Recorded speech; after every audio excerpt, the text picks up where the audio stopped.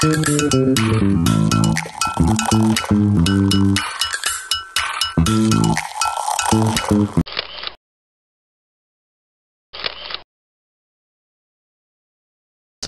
warahmatullahi wabarakatuh.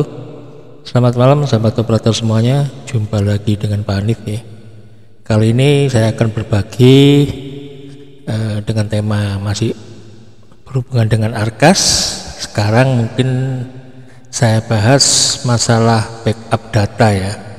Backup data Arkas ini kenapa perlu saya sampaikan, karena nantinya akan berguna sekali untuk teman-teman dalam membackup data Arkasnya. Karena Arkas ini beda dengan Dapodik ya. Kalau Dapodik itu kita sinkron, data itu tersimpan di server pusat. Kalau Arkas itu nantinya kita kerjakan akan tersimpan berupa database yang akan tersimpan di data laptop kita gitu ya. Oke, kita mulai saja tutorialnya, dan juga nanti akan saya peragakan untuk cara cepat mengerjakan ini ya, RKS di Arkas ya. Nanti akan saya singgung sebentar. Yang terpenting ini akan nanti saya bahas masalah backup data ya. Oke, kita mulai saja cara backup data di Arkas 41.2 untuk PAUD ya. Oke, di kolom set ini kita ketikkan persen app data persen ya. Setelah itu di enter aja. Nah, ini kan setelah ini tampil sini ada folder Arkas ya. Kita klik aja 2 kali.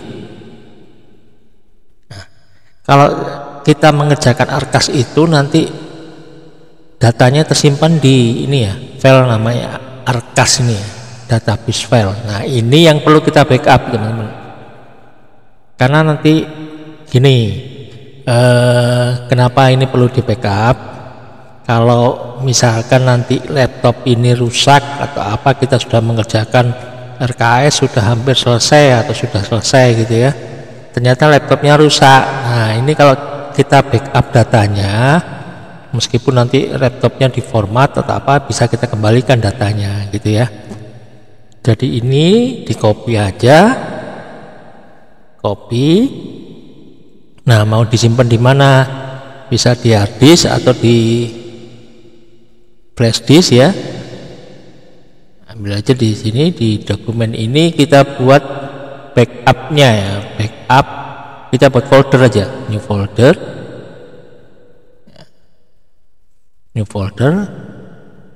klik aja backup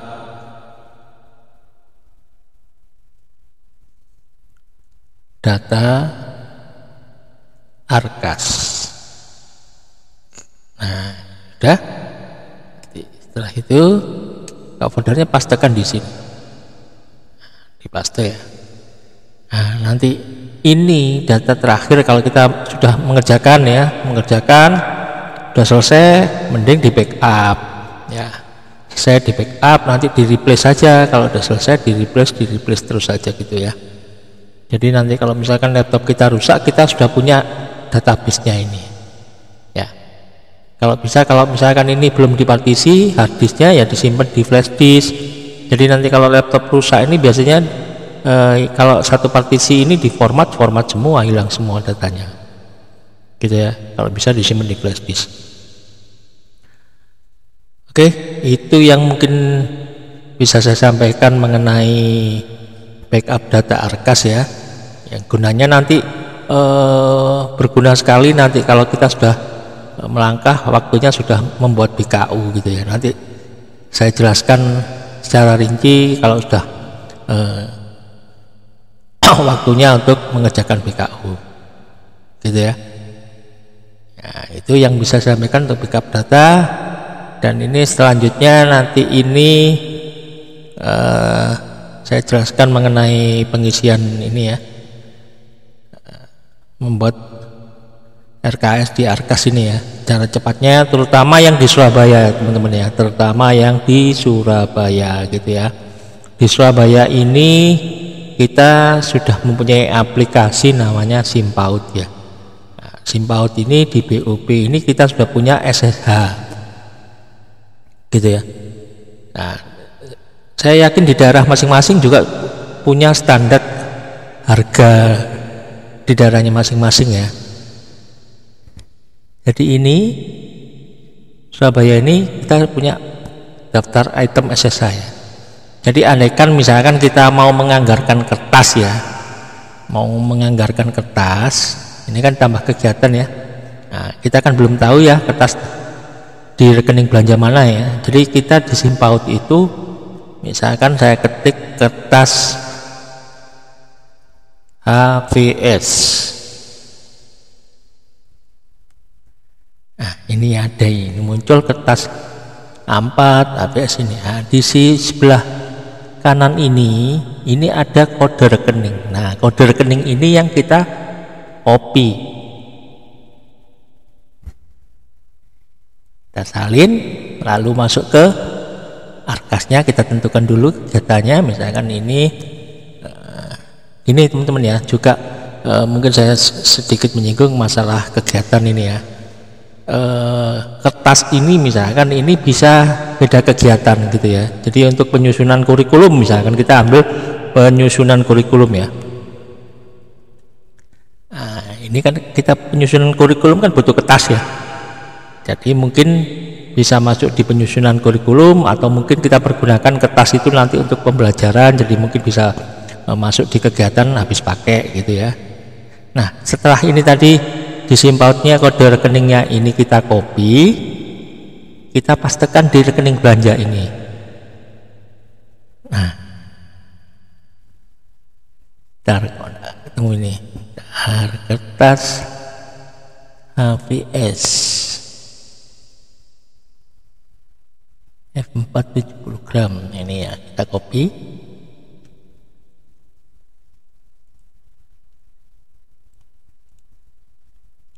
Salin, kita pastekan di rekening belanjanya ini. Nah, ini muncul ya teman-teman ya, ternyata kertas ini ada di rekening belanja kegiatan kantor ini. Bentar, saya perbesar dulu supaya kelihatan ya. Nah, ini ya, ada di belanja bahan ya, kita klik aja.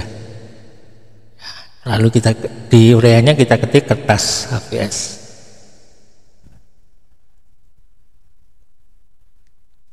Nah, muncul ya teman-teman ya. Tinggal kita pilih tadi yang F4. Gitu ya, tinggal kita masukkan harganya di sini 63825 misalkan ya. Jumlahnya berapa rim kita masukkan di bulan apa, misalkan di bulan Januari gitu ya. Saya ambil 2 rim untuk penyusunan kurikulum ya. Dan tinggal masukkan ya. Lalu kita mau menganggarkan untuk penyusunan kurikulum ini refill tinta. Nah, refill tinta ini tambah kegiatan, saya tidak tahu di mana tempatnya. Nah, di SIMPAUD ini kata kuncinya tinta misalkan. Nah, ini ada refill tinta printer ini. Saya copy aja rekeningnya, saya masukkan ke arkas. Saya tadi ya, saya pergunakan untuk penyusunan kurikulum, saya memilih ini penyusunan kurikulum ya. Lalu tadi rekening belanja yang sudah saya copy tadi di SIMPAUD saya pastekan di sini. Nah, muncul ternyata di alat bahan untuk kegiatan kantor lainnya ya. Cepat ya teman-teman ya. Nah, tinggal sekarang saya ketik aja tinta, saya cari tadi ya. Nah, ini refill tinta printer ya.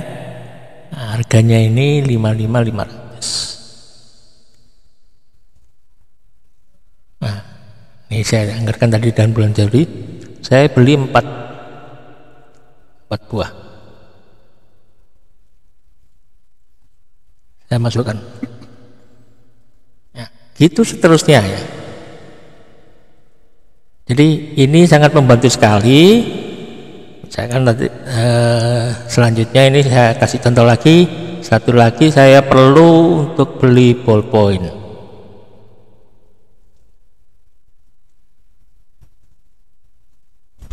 Nah, ini ballpoint ada, saya copy rekeningnya, saya masuk ke Arkas, saya masih pergunakan untuk penyusunan kurikulum. Nah, ini kan, jadi ini meskipun kertas atau ballpoint, kalau kita gunakan untuk kegiatan penyusunan kurikulum ya kegiatannya berarti masuk di penyusunan kurikulum. Tetapi kalau kita gunakan untuk kegiatan habis pakai atau untuk pembelajaran, kegiatannya beda lagi ya teman-teman. Jadi tergantung kita yang harus bisa pandai-pandai untuk memilah barang itu kita gunakan untuk kegiatan apa gitu ya.